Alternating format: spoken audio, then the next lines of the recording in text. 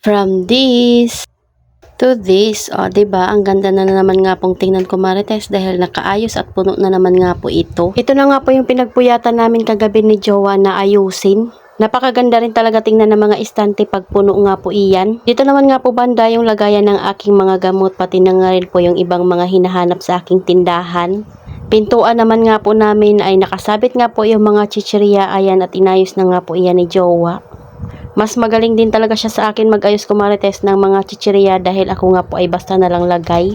Pinakagilid naman nga po, ito nga po yung lagayan ng aking mga shampoo, conditioner, pati na nga rin po ng mga toothpaste. Mula nga po nung ginamit ko itong lagayan ay wala na nga po mga nakakalat na shampoo na putol-putol. Sa harap naman nga po ng tindahan, ito naman nga po yung mga kape at saka mga gatas, yung ibang mga palaman nandyan nga rin po iyon. Sa taas ay yung mga stock nga po na sabon, pati na nga rin po yung mga diaper. Nga lang po yung space ng tindahan namin dahil ito nga po ay sala lang namin, tapos nilagyan nga lang namin ng tindahan. Dito naman nga po yung mga putol-putol na nakape para pag may naghanap nga po ay diretso na bigay, pati naman nga po sa gilid ay mga sabon.